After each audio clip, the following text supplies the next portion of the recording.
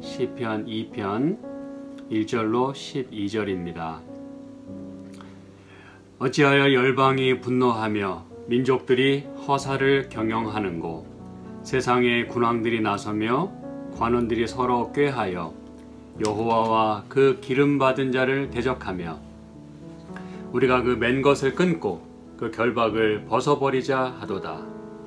하늘에 계신 자가 웃으시며 주께서 저희를 비웃으시리로다. 그때의 분을 바라며 진노하사 저희를 놀래어 이르시기를 내가 나의 왕을 내 거룩한 산 시온에 세웠다 하시리로다. 내가 영을 전하노라. 여호와께서 내게 이르시되 너는 내 아들이라. 오늘날 내가 너를 낳았도다. 내게 구하라. 내가 열방을 유업으로 주리니 내 소유가 땅 끝까지 이르리로다. 내가 철장으로 저희를 깨뜨리며 질그릇같이 부수리라 하시도다. 그런즉 군왕들아, 너희는 지혜를 얻으며 세상의 관원들아, 교훈을 받을지어다. 여호와를 경외함으로 섬기고 떨며 즐거워할지어다. 그 아들에게 입맞추라. 그렇지 아니하면 진노하심으로 너희가 길에서 망하리니 그 진노가 급하심이라. 여호와를 의지하는 자는 다 복이 있도다. 아멘. 여러분이 이 시편 2편을 읽으실 때 여러분은 어떤 메시아 하나님을 보게 되십니까? 이 시편에서 말하고 있는, 그리고 이 시편이 보여주고자 하는 메시아는 어떤 분일까요? 오늘 이 메시아를 이 시편 2편을 통해서 보기 원하십니까? 네, 제가 겸손한 마음으로 여러분에게 보여드리겠습니다. 근데 여러분, 4절에 보니까 정말 우리가 시편 2편에서 보고자 하는 그 메시아의 모습이 4절에 보니까 비웃으시는, 이렇게 조소하는 듯한 그런 메시아이신가요? 또 5절에 분을 바라시고 또 진노하시고 이렇게 놀래키는 그런 하나님이신가요? 9절에 또 철장으로 저희를 깨뜨리고, 그렇죠? 브레이크 하시고 또 질그릇같이 부수시는 그런 파괴의 하나님이신가요? 또 12절에 자기에게 입맞추지 아니하면, 그렇지 아니하면 진노하심으로 길에서 이렇게 멸망하게 하시는, 그렇죠? 진노가 아주 급하신 그런 메시아의 모습인가요? 여러분이 보시는 시편 2편의 메시아는 어떤 분입니까? 정말 그런 분일까요? 진노하시고 분을 내시고 다 쳐서 부수시고 깨부시는, 또 자기에게 기분 좀 이렇게 맞춰주지 않으면, 자기에게 뭔가 존경을 표하지 않으면 바로 형벌을 내리시는 그런 분이실까요? 우리는 어제 1절부터 3절까지 있는 말씀을 통해서 이 열방이, 그리고 군왕들이, 세상의 모든 이런 힘 있는 사람들이 그렇게 하나님을 대적했지만, 그렇죠? 근데 하나님은 거기에 대해서 그냥 아무 반응을 안 하신 건 아닙니다. 5절에 그분이 분을 바라셨다 그랬어요. 그렇죠? 분을 내시는 분이세요. 또 진노하셨다 그랬어요. 그런데 대신에 그분은 무력으로 대처하지 않으셨습니다. 여러분이 이제 지금부터 우리가 보고자 하는 메시아가 어떤 분인지를 이제 저와 함께 찾아가 보시는 것입니다. 그분은 무력으로 대처하지 않으셨어요. 오히려 사랑으로 대처하신 분입니다. 어제 말씀드린 내용이 그런 것들이에요. 예를 들면 우리를 얽매이는 분이 아니라, 구속하고 속박하는 분이 아니라 오히려 우리에게 자유하게 하는 율법, 토라를 주셨고, 그렇죠? 그리고 십자가의 사랑으로 오히려 원수를 물리치신 분이십니다.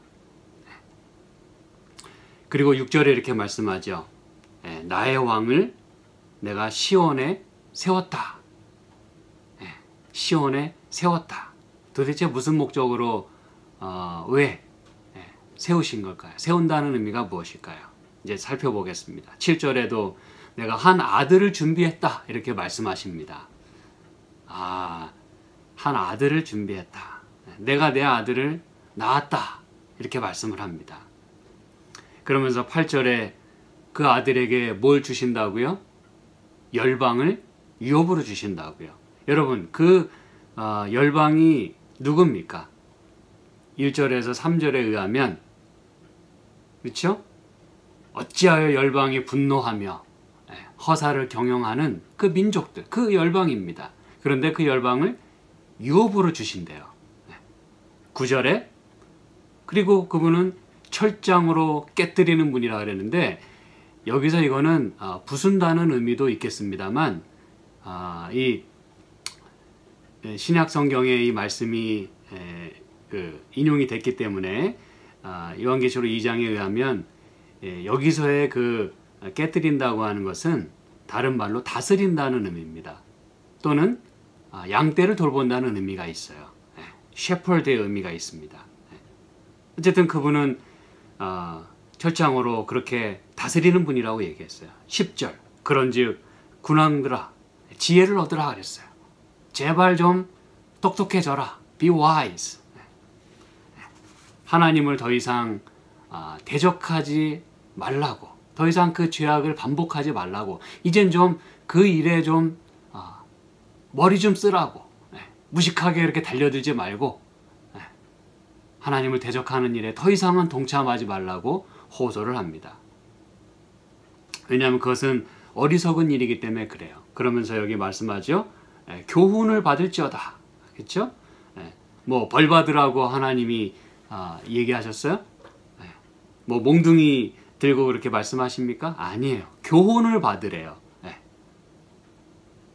잘 배워서 내 말을 잘 듣고 좀 내 뜻을 좀 잘 알아서 이렇게 살으라고 말씀을 하시는 분이십니다. 그게 곧 11절에 말하는 여호와를 경외하고 섬기는 것이라고 이야기를 합니다. 그렇죠? 그 다음에 12절에 아들에게 입맞추지 않으면 너 내가 가만 안 둬 이렇게 협박하시는 분이 아니라, 그렇죠? 이건 결과적으로 내리게 되는 그 악인에 대한 심판을 말하는 것입니다. 그분이 진노도 하세요. 벌도 내리세요. 그러나 마지막에 그것은 하나님이 공의로우신 분이기 때문에 반드시 그렇게 하셔야 되는 것입니다. 그게 바로 심판이죠. 그래서 아들 편에 서서 아들과 함께 그래서 멸망하는 대신에 복을 누리면서 살으라고 하는 하나님의 사랑과 자비를 이 시편 2편에서 보여주고 있어요. 큰 윤곽을 잡으셨습니까? 근데 사실 제가 이렇게 먼저 간단히 각 절에서 말하고 있는 의미와 더불어 전체적인 흐름을 여러분에게 말씀드렸어요. 과연 여러분이 시편 2편에서 보고자 하는 그 메시아의 모습이 처음에 제가 질문드렸던 분내고 깨부수고 멸망시키는 겁주는 그런 메시아의 모습인지, 아니면 가만히 읽다 보니까 이게 전혀 그게 아니구나 라고 하는 걸 느끼셨는지. 사실 이 디테일한 거를 살펴보는 것은 우리의 신앙에 매우 큰 도움이 됩니다. 제가 오늘 이 모든 것을 다 다루지는 않겠습니다. 하지만 이 시편 2편의 내용이 창세기부터 요한계시록까지 전반에 걸쳐서 나오는 그 메시아, 우리의 구주 그 메시아에 대한 말씀을 하고 있기 때문에 그 시편 2편에서 다루는 그 한 절 한 절, 그 단어 하나하나 가지고 있는 그 의미가 얼마나 깊은지 몰라요. 매우 은혜가 넘칩니다. 오늘 다 커버하지 못한다 할지라도 그렇지만 걱정하지 마십시오. 제가 차근차근 시간을 내어서 계속해서 말씀을 드리겠습니다. 너무너무 깊고 넓은 말씀입니다. 제가 이 말씀을 드리는 제 심정을 여러분이 다 이해하실지 모르겠어요. 저는 여러분에게 하나라도 더 알게 하고 더 깨달음을 얻게 하려고 많이 노력을 하고 있습니다. 그저 저는 바라기는 성령 하나님께서 우리의 마음을 터치해 주시고 우리의 지각을 열어 주시고 또 우리의 마음이 하늘을 향하게 될 때 하나님께서 지혜를 주시고 또 감동을 주시기를 저는 간절히 소망하는 바입니다. 아무쪼록 이 하나님의 마음을 시편 2편을 통해서 느끼게 되고 또 저와 오늘 이 말씀을 나누면서 시편 2편에서 말하고자 하는 메시아를 꼭 만나시길 제가 간절히 소망하는 바입니다. 여러분, 다시 한번 큰 윤곽을 제가 말씀을 드립니다. 1절부터 3절까지 메시아에 대한 우리 인간의 어떤 민족이나 국가적인 차원에서 우리 인간의 태도를 보여줍니다. 어게인스트 하는 그런 태도이죠. 그렇죠? 대항하고 대적하고 하나님께 대하여 오히려 인간이 꾀를 내고 말이죠. 말도 안 되는 일이죠. 그렇죠? 하나님에 대하여 꾀를 내는 거예요.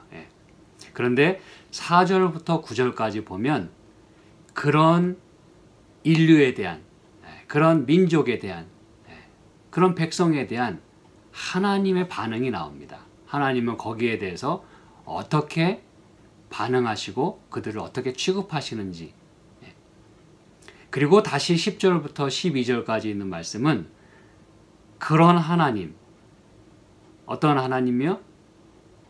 벌 주시고 깨부수는 그런 하나님이 아닌 사랑의 하나님에 대한 우리의 자세를 바꾸도록 그렇게 호소하고 있는 것입니다.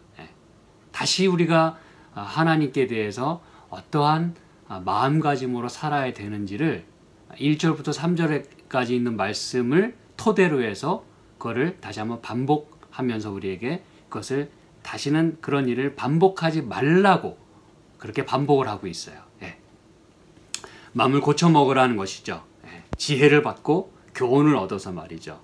그리고 아들에게 입맞추라 라고 하는 그 말씀을 마지막으로 주고 또 여호와를 의지하라는 말씀을 하면서 진정으로 줄을 잘 서야 된다 그랬어요.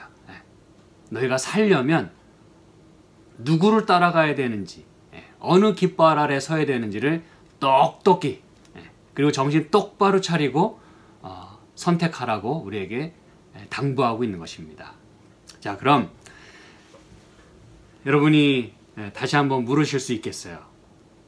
목사님, 그럼 4절부터 9절까지 그런 인류에 대한 하나님의 반응이라고 얘기하셨는데 도대체 이 4절부터 9절까지 말씀을 통해서 어떤 하나님의 사랑을 느낄 수 있단 말입니까?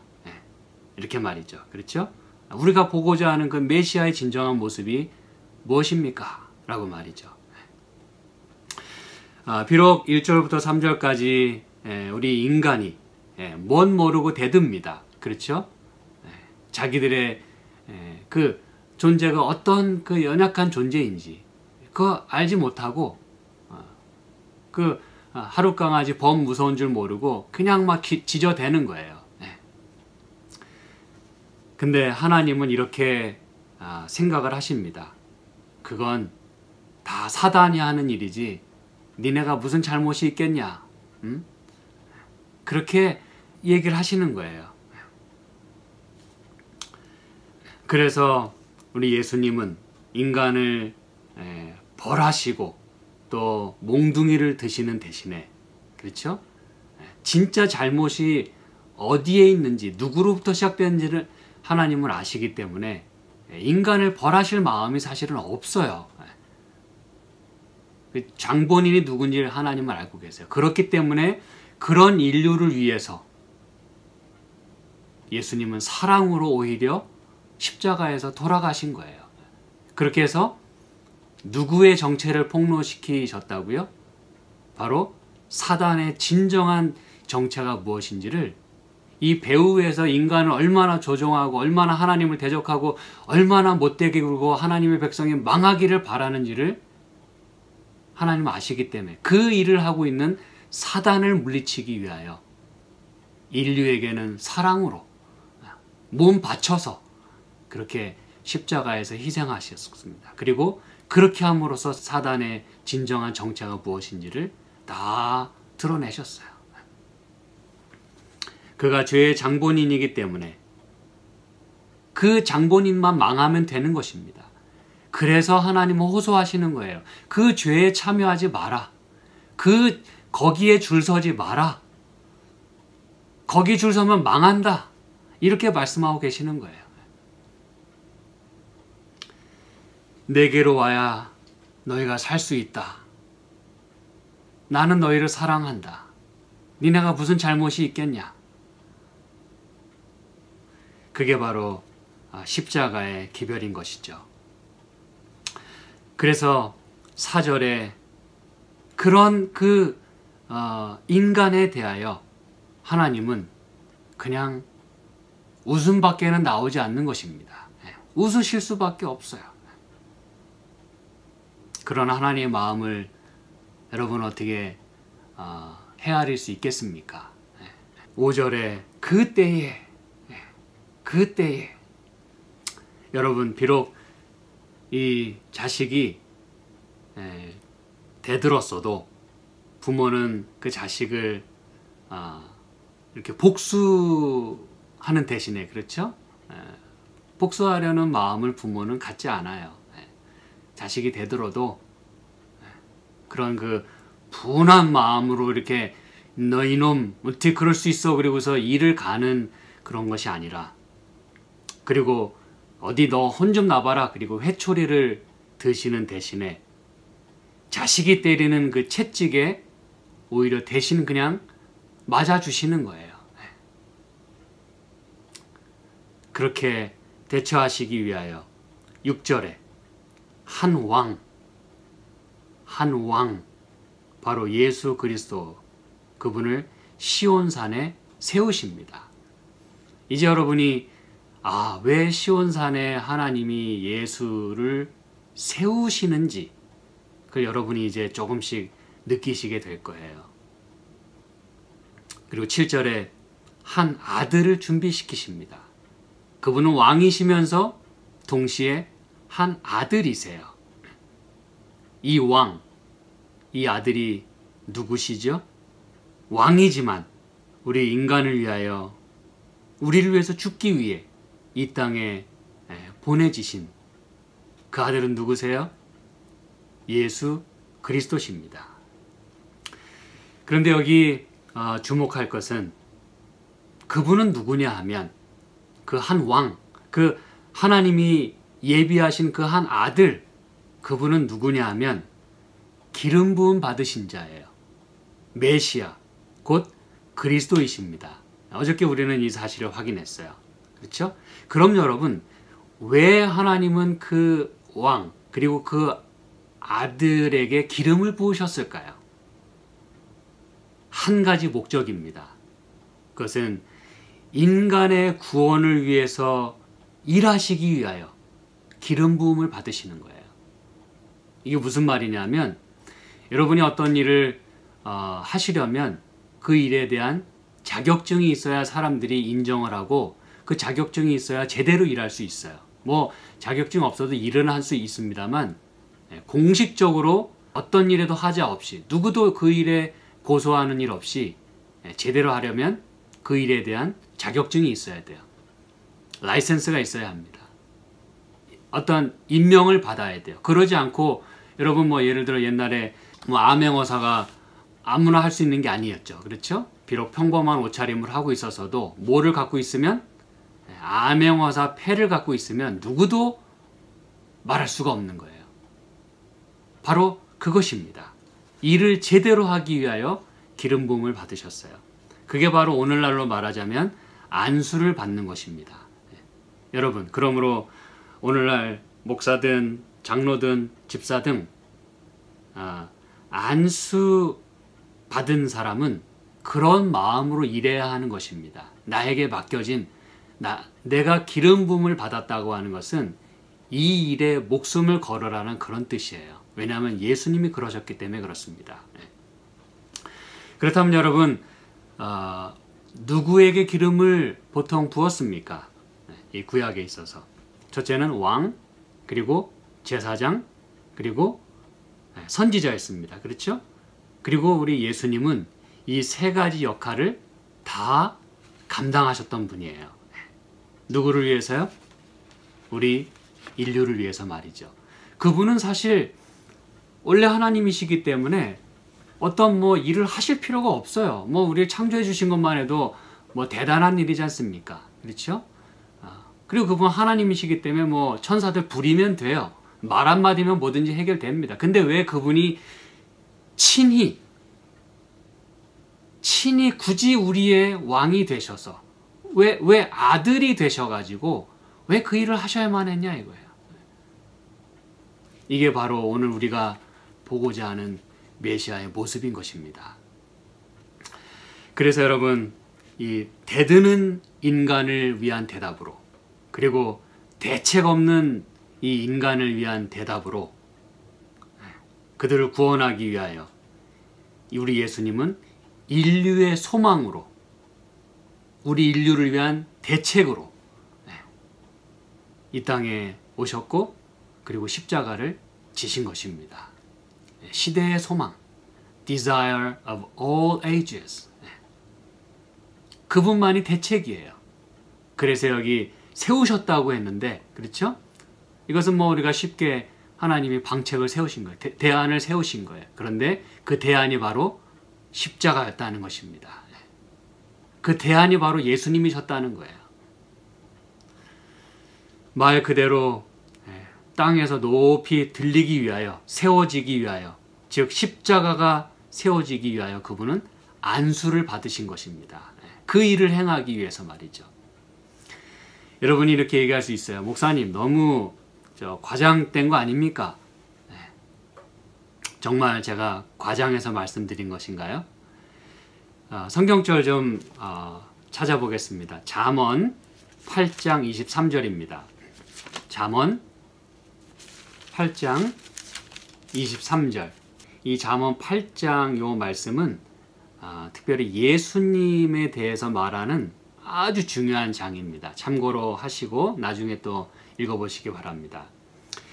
22절부터 보시면 여호와께서 그 조화의 시작 곧 태초에 일하시기 전에 나를 가지셨으며, 여기 분명히 이제 제가 이 전후 문맥을 보지 않아서 여러분이 좀 어리둥절하실 수 있겠는데, 지혜에 대해서 이야기하는데 그 지혜가 누구냐를 이제 여기 얘기하고 있는 거예요. 지혜가 단순한 똑똑함이 아니라 여기 의인화되어 있어요. 인격으로 등장합니다. 근데 그것이 무엇인지, 그분이 누군지를 여러분이 이제 보시는 거예요. 23절. 만세 전부터, 상고부터, 땅이 생기기 전부터 내가 세움을 입었나니. 여러분, 만세 전부터, 뭐 상고부터, 뭐 태초 전부터, 이게 존재가 누구일 수밖에 없습니까? 하나님입니다. 그런데 이분은 바로 예수님이세요.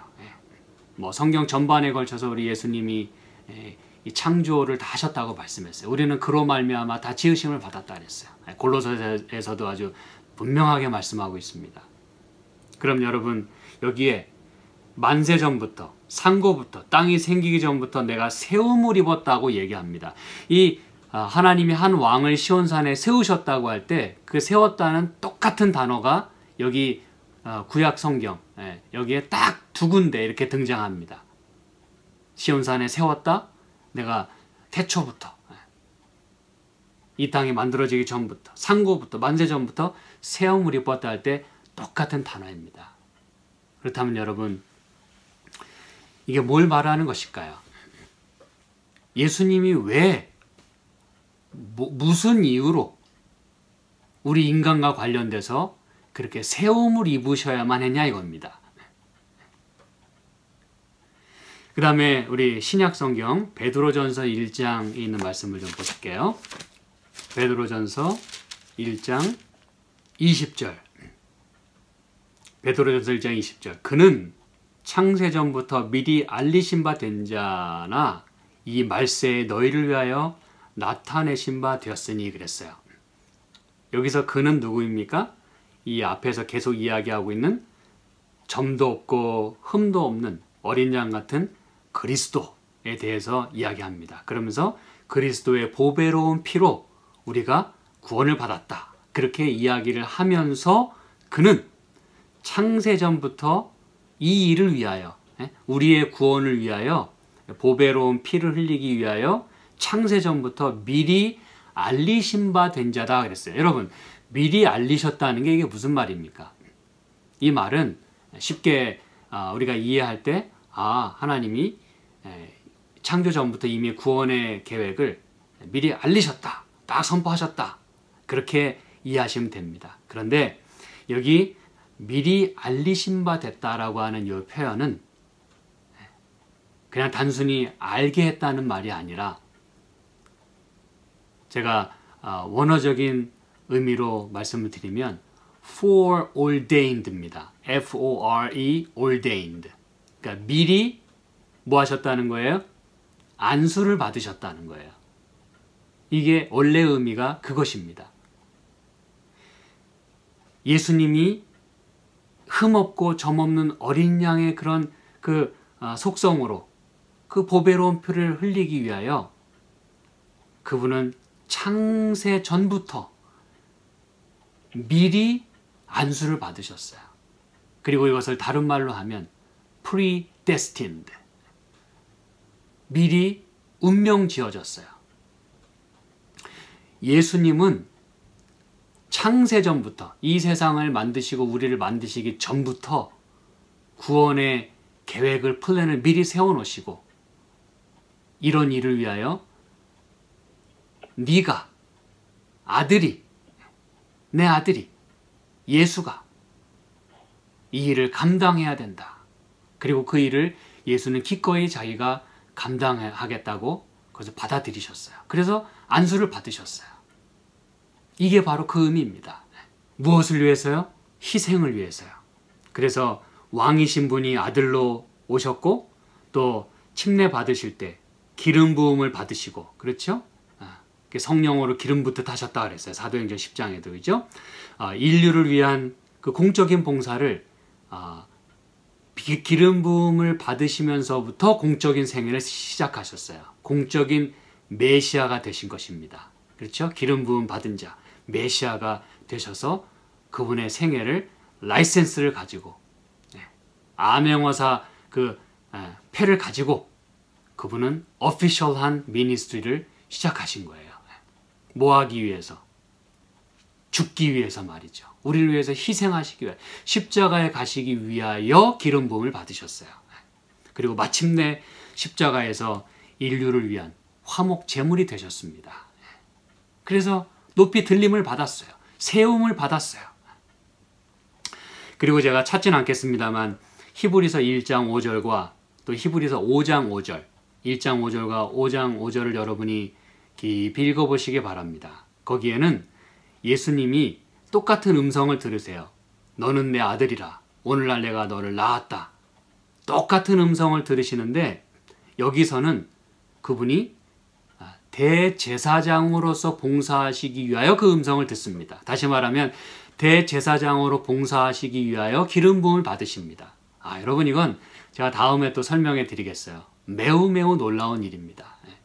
그래서 예수님은 십자가에서 우리를 위한 구원을 완성하시기 위하여 기름 부음을 받으셨고, 또 그분이 이 땅에 다시 오시기 위하여 우리를 준비시키시고 우리의 죄를 다 깨끗하게 하시는 그런 중보 사역을 하시기 위하여 또 한 번 기름 부음을 받으십니다. 단지 누구를 위해서요? 우리를 위해서 말이죠. 십자가 후에 쉴 틈도 안 주시고 하나님은 바로 예수를 다시 하늘 성소에서 봉사할 수 있도록 기름을 부으시는 것입니다. 그래서 여러분, 그분은 창조 전부터 재림 때까지 우리를 위해서 그렇게 구원을 베푸시는 자비와 사랑의 하나님이신 것입니다. 막 벌 주고 몽둥이 들고 뭐 분내고 막 그런 분이 아니고, 인류는 대책이 없어요. 그렇게 한다고 바뀌어지지 않습니다. 몽둥이 들어서 날 것 같으면 몽둥이 100번 들었죠. 근데 그걸로 되는 게 아니고, 그래서 그분은 그저 사랑으로 그 일을 해내신 거예요. 마침내 해내신 것입니다. 십자가에서 다 내가 이루었다 라고 이렇게 외치실 수 있었던 것입니다.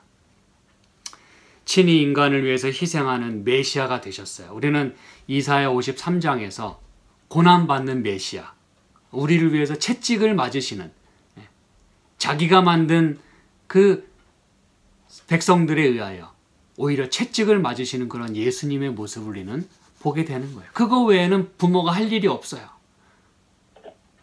때린다고 될 일이 아니고 화를 낸다고 바뀌어질 일이 아닙니다. 그래서 8절에 열방을, 그 열방은 어떤 열방이라고 했어요?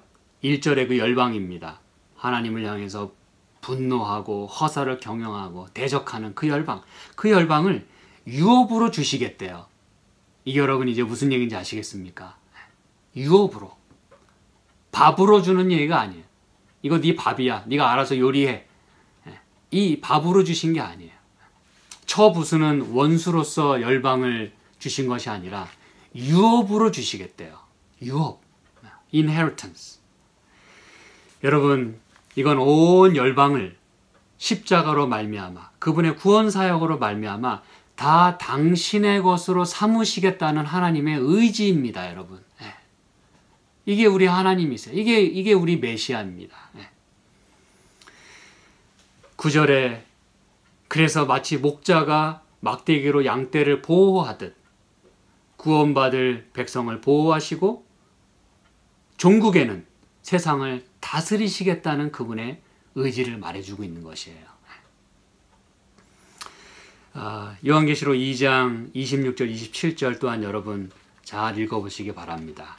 여기에 똑같은 하나님의 메시지가 들려요. 철장으로 다스리고 그 일을 예수님이 하셨듯이 우리가 그분과 합류하면, 하나님을 대적하는 일에 합류하는 게 아니라 우리가 하나님과 예수님과 합류하면 우리가 예수님과 함께 그렇게 다스리는 일을 할 것이라고 약속을 하십니다. 반드시 확인해 보시기 바랍니다. 그러니 여러분 10절에서 그렇게 이야기하고 있는 것입니다. 이제는 좀 똑똑해져라. 그 죄 반복하지 말어. 그러면 망하는 일이야. 내 사랑을 보고 내 교훈을 듣고 이젠 좀 바꾸지 않겠니? 라고 호소하는 것입니다, 여러분. 마지막 멸망받을 존재는 너희가 아니라 사단이라는 거예요. 너희는 그 죄에 가담할 필요가 없고 가담해서도 안 되고 멸망받을 존재가 아니라는 것입니다. 망해야 될 존재는 사단이에요. 그 죄에 참여하지 말고 나와서 내게로 와라. 11절에 그것이 바로 여호와를 경외하고 섬기는 일이고 그렇게 하게 될 때 이 존경의 마음으로 떨리는 마음으로 즐거워하게 될 것이라고 말씀하는 이유인 것입니다. 그래야 산다는 거예요. 너무 늦기 전에 그렇게 하라는 것입니다. 여러분 이게 바로 세천사의 기별의 핵심입니다. 그게 무슨 말이냐? 요한계시록 14장에 있는 말씀은 좀 살펴보겠습니다. 요한계시록 14장 7절 봅니다. 그가 큰 음성으로 가로되 하나님을 두려워하며, 이 두려워한다는 말이 경외한다는 말이죠. 그렇죠? 하나님을 경외하며 그에게 영광을 돌리라. 이게 바로 이 kiss the son, 아들에게 입맞추라고 하는 그 의미입니다. 이게 잘 보시기 바랍니다. 하나님을 경외하고 그에게 영광을 돌리라. 이는 그의 무슨 시간이 이르렀어요? 심판하실 시간이 이르렀음이니 하늘과 땅과 바다와 물들의 근원을 만드신 이를 경배하라 하더라. 그래야 우리가 사는 거예요. 하나님께 가지 않으면 방법이 없습니다. 그 다음에 중간에 보면 짐승의 표를 받지 말래요. 여러분 짐승은 이 사단을 따르는 대리자들입니다. 사단이 사용하는 아주 엄청난 대리자들이에요. 그런데 거기에 가담하지 말라는 거예요. 거기에 충성하지 말라는 거예요. 그 충성의 표시를 받지 말라는 것입니다. 우린 다음에 또 이런 말씀을 나누게 될 거예요. 그리고 12절에 이렇게 말씀하죠. 성도들의 인내가 여기 있나니 저희는 하나님의 계명과 예수 믿음을 지키는 자니라. 말씀드렸다시피 토라와 메시아 이 두 개를 확실히 붙잡으라는 거예요. 끝까지 마음을 바꾸지 말고 끝까지 힘 잃지 말고 이거 두 개만큼은 놓치지 말라는 거예요. 토라와 메시아, 하나님의 계명과 예수 믿음. 그런데 여기 여러분 한 가지 눈여겨볼 것이 있습니다. 그것은 바로 이 기별을 듣는, 세 천사의 기별을 듣는 대상이 누구냐 이거예요. 그 대상이 어디 나와 있죠? 6절입니다. 또 보니 다른 천사가 공중에 날아가는데 어디 거하는 자들이요? 땅에 거하는 자들, 곧 여러 나라와 족속과 방언과 백성에게 전할 영원한 복음을 가졌다라 그랬어요. 여러분, 여기 말하는 이 땅에 거하는 자들, 여러분 특별히 요한계시록에서 말하는 땅에 거한다라고 하는 것은 사실은 이 하나님을 잘 모르거나 하나님을 대적하는 그런 인류예요. 그런 멸망받을 사람들을 보통 말하는 것입니다. 그런데 하나님은 지금 누구에게 이 메시지를 보내고 계시냐면 땅에 거하는 자들, 여러 나라와 족속, 허사를 경영하고 하나님을 대적하는 그런 열방. 그러나 그들에게 하나님은 회초리를 들고 다가가시는 분이 아니라 뭘 가지셨다고요? 영원한 복음을 가지셨대요. 그들에게 들려주고 싶은 하나님의 마지막 그 마음의 그 메시지, 그걸 들려주시겠대요. 이제 여러분 하나님의 마음을 아시겠습니까? 그들을 위한 자비의 초청인 거예요. 그래서 12절에 이렇게 말씀하죠. 시편 2편 12절. 그 아들에게 입맞추라. 그 아들에게 입맞추라. 여러분이 에스겔서 3장 13절에 있는 말씀을 읽어보시기 바랍니다. 여기 보면 보좌 주위에 천사들이 있어요. 그렇죠? 하나님의 보좌에 대한 생생한 비전이 거기 있어요. 그런데 거기 보면 이 천사들이 보좌 주위에 있는 천사들이 날개를 서로 부딪힌다고 나옵니다. 날개를 어떻게 한다고요? 부딪힌대요. 이 부딪힌다는 요 말이 입맞춘다는 단어와 똑같은 단어입니다. 그럼 이게 무슨 얘기인지 아시겠습니까, 여러분? 왜 여러분 보좌 주위에 있는 천사들이 왜 날개를 서로 부딪힙니까? 그것은 하나님에 대한 경외와 그리고 그분께 영광을 돌리고 찬송을 드리는 하나의 몸짓인 것이에요. 그게 바로 날개를 부딪힌다는 의미입니다. 그런데 이것이 바로 아들에게 입맞추는 거래요. 하나님께만 영광을 돌리고 경외하는 모습을 보여주면서 그렇게 나도 하나님께 대한 마땅한 예배와 그분께 대한 그 호미지, 그분께 대한 당연한 영광과 이 존경을 드리라고 하는 것입니다. 그렇지 않으면 결과적으로 망하게 되니까 제발 좀 귀를 열고 내 말을 들으라고 be wise 이렇게 호소하고 있는 것입니다. kiss me, 나를 의지하라고, 나와 함께 가자고, 나와 함께 하나가 되어 영생의 길을 가자고 하나님이 호소하고 계시는 거예요. 그래서 여기 말씀하죠. 여호와를 의지하는 자는 다 복이 있도다 그랬어요. 저는 이제 말씀을 요거를 마지막으로 드립니다. 여호와를 의지하는 자는 다 복이 있도다. 이건 여러분 흥미롭게도 시편 1편 1절에 가장 먼저 나오는 단어가 뭐라 그랬어요? 복입니다. 복. 하나님이 그토록 우리에게 주시고자 하시고 우리가 누리기를 바라는 하나님의 그 간절한 마음이 바로 우리의 행복이에요. 그런데 여기 2편 맨 마지막 절에 여호와를 의지하면 그 복을 누릴 수 있대요. 그 복을 우리가 영원토록 누리며 살 수 있대요. 이건 이 시편 1편과 2편이 정말 서론으로서 역할을 톡톡히 하고 있는 것입니다. 가장 첫 번째 단어와 가장 마지막 단어가 우리에게 복을 선언하고 있어요. 어떻게 해야 너희가 행복한 사람이 될 수 있는지, 어떻게 하면 망하지 않는지, 어떻게 해야 구원을 받는지, 어느 줄에 서야 영원한 생명의 길로 갈 수 있는지를 말해주고 있는 거예요. 그래서 여러분, 토라와 메시아, 토라가 제시하는 길, 메시아가 걸어가신 그 길을 우리가 따라가고 의지하고 그렇게 그분을 의지하고 살면 영생의 복, 행복을 누리며 산다고 강조하고 싶은 것입니다. 그래서 여러분, 행복의 방법과 행복의 길을 토라가 제시해주고 있어요. 그건 바로 하나님을 의지하라고 말하고 있어요. 무엇이요? 토라가. 그게 길을 제시해 주는 것입니다. 시편의 서론이자 성경의 본론이자 결론을 말해주고 있는 것입니다. 함께 기도하겠습니다. 하나님 아버지, 저희에게 시편 2편의 그런 메시아를 보여주셔서 감사합니다.